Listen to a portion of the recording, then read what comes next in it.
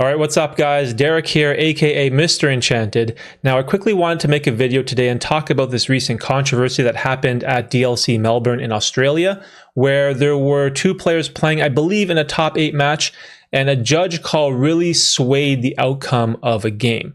Now this story has been going all throughout the Lorcana community. It's been all over social media. People have been outraged, people have been upset. And this is because it's for a lot of money. Now, to give you some context, I have the clip right here for when the controversy occurred. So currently, as you can see at the top, this is a top 8 match between Jesse and Clement.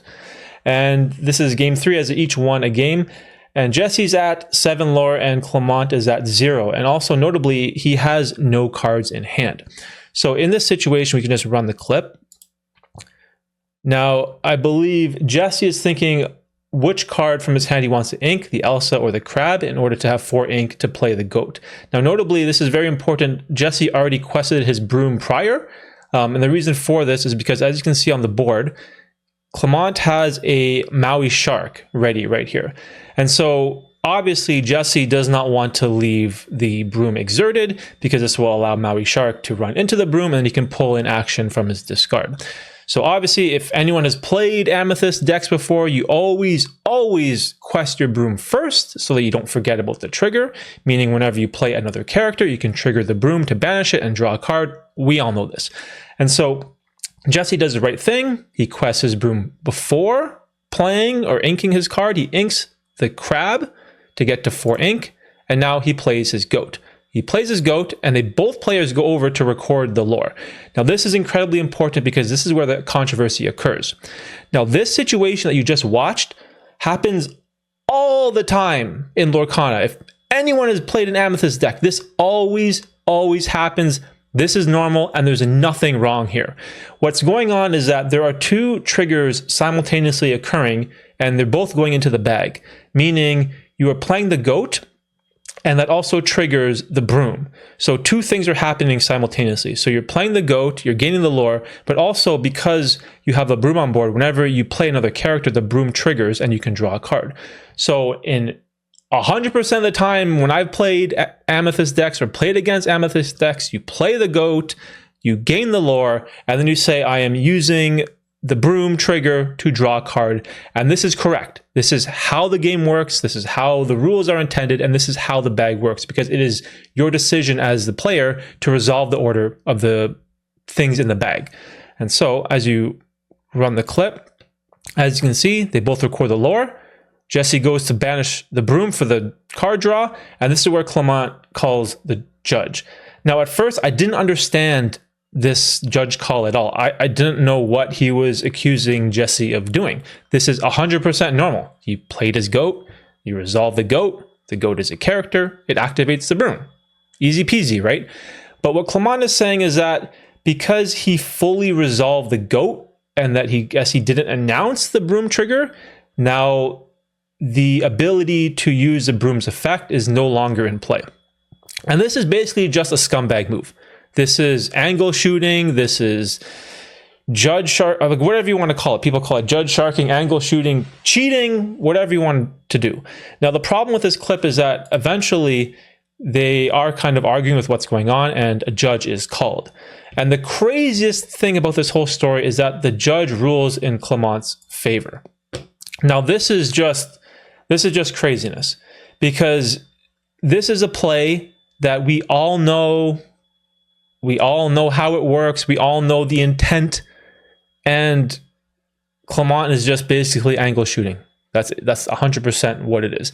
Now, to play devil's advocate and maybe give Clement the benefit of the doubt, maybe there is some information that we are not privy to. Maybe Jesse, I don't know, he played his Goat, wrote down the lore and said pass, and then said, oh no, maybe sorry, I want to trigger my Broom. Now, if that is a situation, then this is a completely different story. But I have not heard this anywhere. I haven't read it anywhere. I haven't heard anyone saying Jesse saying pass or ended his turn and then wanting to go back. Because if that is what transpired, then this is a complete different story. But as the way it is currently constructed and the way that I currently understand the situation, that is not what occurred.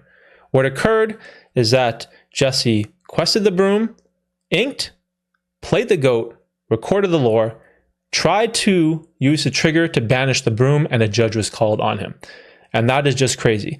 And the reason that this is crazy is because if you can go back to, I think this was game 2, the exact same situation happened.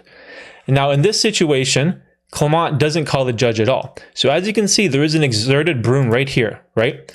And the exact same thing is going to transpire. I believe Jesse has a white rose in hand. We'll just let the clip play. See, there you go. So he plays the white rose. They both record the lore, right? And then Jesse goes to trigger the broom and Clement says, okay.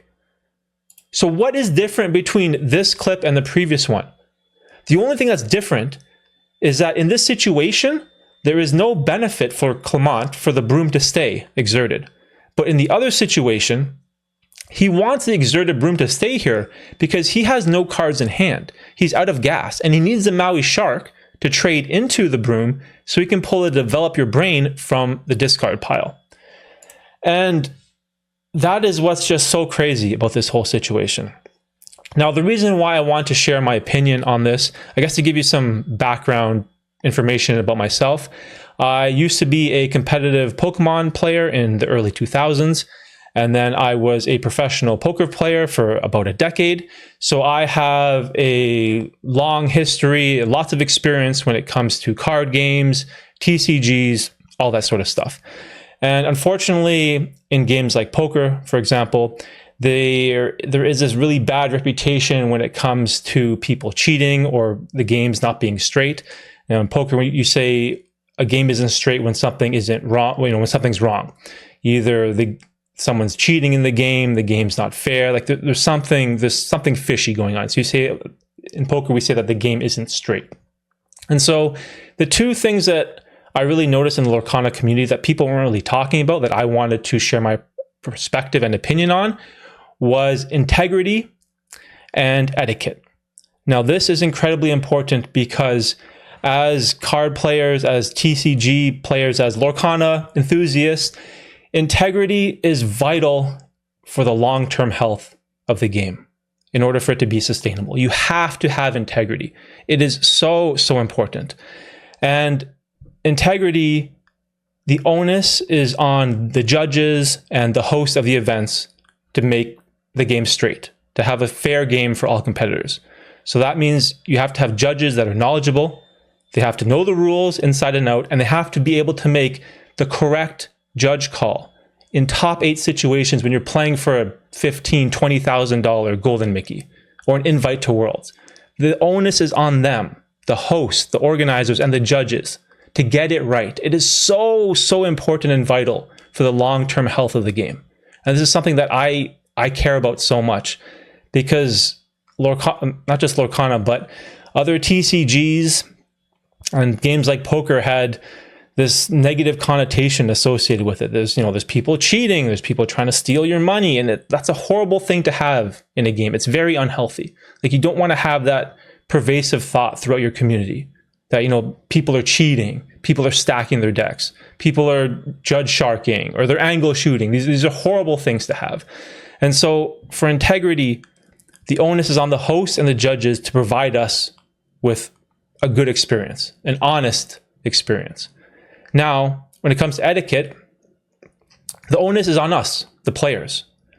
And we have to hold players like Clement responsible. If this is what truly transpired, where he just straight up cheated Jesse out of a Golden Mickey, like, I don't care about his feelings or being inclusive to him. Like, forget all of that. If this is blatant cheating, if this is angle shooting, judge sharking, whatever you want to call it, this is bullshit. We can't have this in our game. And etiquette is so incredibly important. Just like integrity, they work hand in hand for the long-term longevity of a game. It's the only way for it to stay here. And I love the game of Lorcana. It's a lot of fun, just like how I loved Pokemon when I was a kid, just how I loved poker when I was a teenager and in my early 20s. And without those two things, you won't have sustainability and you won't have longevity. So us as players, we have to maintain a certain level of etiquette when it comes to the games. That means properly shuffling your deck. Or even when you're shuffling your own deck, you know, don't look down at your cards while you're shuffling, you know, look away. If your opponent wants to cut your deck, they should be able to cut your deck. If they want to shuffle your deck, they should shuffle your deck. You have to be honest, you have to be fair, and you have to have a level playing field, and you have to maintain that as players, and we have to hold other players accountable as well. And if this is what really happened, I feel so bad for Jesse. Like, this is insane. You can even see at the end of the match, he just wants to scoop up his cards and get out of there. And I 100% feel for him, because this is crazy. Like, imagine you're playing in your hometown. I believe he was Australian. Someone mentioned he was a local. You know, you're playing in your home city, your hometown, for a Worlds invite, for a Golden Mickey, and you straight up get cheated on camera, on live stream. And that's insane. That's insane to me. And so there has to be a level of accountability, regardless of being mean or someone's feelings, because this shouldn't exist in our game, right? You have to get rid of this type of stuff. Now, I've heard people, you know, come out with their pitchforks and all rage and want to like go after Clement and take his Golden Mickey away. Now, I don't think you can really do that. Can you really take a prize card away from someone? I don't really know. People are also wanting him to be banned for life from Lorcana. Like, is that too severe? Again, I don't know. But one thing I do know is, would you want to watch this guy in the World Championship? Because I know I wouldn't. Because that would just leave such a sour taste in my mouth, knowing that, you know, Jesse got cheated, basically. Like, if you just look at what happened, like this interaction of GOAT, Broom, Banish, this happens all the time at league play, store set championships, at DLC. This is a normal interaction. This is not a complicated bag mechanic, you know, where there's Muses and Bruno and Diablo and all a bunch of crazy stuff like that. This isn't it. It's simple. You play the GOAT, you resolve the lore, banish a Broom, you draw your card, and you move on. And no judge should be involved in that. And what makes this even worse, and this is why I feel so bad for Jesse, is that the judge got it wrong. He ruled in Clement's favor. And that is just, it just leaves such a horrible stain on our game right now. It's in such a bad place. And we haven't heard anything yet from Ravensburger. We haven't heard any official statement. You know, maybe there's more to the story. I don't know. Like, again, when I was trying to play devil's advocate, I'm trying to be as pragmatic as I can with this situation. You know, if Jesse did say pass turn, right, if that's what really transpired, then this is a completely different story. But as constructed, as of right now, based on my own understanding, Jesse got cheated out of a Golden Mickey. Because what happened is the Maui Shark was allowed to crash into the Broom. I believe it pulled the Develop Your Brain from the discard pile. He played the Develop Your Brain, which scries 2. I believe he drew into like a popsicle, and it just snowballed from there. And that shouldn't have happened, right? And even like, look at Jesse's deck. He's playing Emerald, Amethyst in a field of tons of Sapphire decks. You know, he probably loves his chances, right? And also, we got robbed of the possibility of, you know, maybe Jesse would have faced Jonathan Lamb, or, you know, maybe then they could have played for a World invite, or maybe we could have got DKP and Lamb Chops in the final, like so many of us wanted to see. But we were robbed of that because this guy wanted to angle shoot and just steal basically a Golden Mickey from Jesse's clutches. Now, of course, we don't know for sure, right, if Jesse would have won the game, but he would have had what, 2 cards in hand. He'd be at 8 lore, and Clement's top decking. So I'd like my chances if I was the Emerald Amethyst player. So yeah, so that's pretty much my opinion on the situation, is that integrity and etiquette is the utmost importance in our game when it comes to the longevity, the sustainability, and the health of Lorcana. You have to have those 2 things. And in this situation, you know, we failed Jesse, and he got robbed of a ton of money. And I just feel absolutely horrible for him. So again, hopefully more information will come out in regards to the story. And as of right now, I just hate seeing this stuff. I just hate seeing it. It's horrible. It's not right, and it's not fair. And so hopefully, I don't know if there's like a GoFundMe or something for Jesse, I would gladly, donate some money to him. I don't know. I know that's not going to help. I know it's not going to get him the golden Mickey that he could have had in his clutches, but that's neither here nor there. So hopefully you enjoyed this perspective or breakdown from my point of view, and hopefully we can remove this type of disgusting play from our game.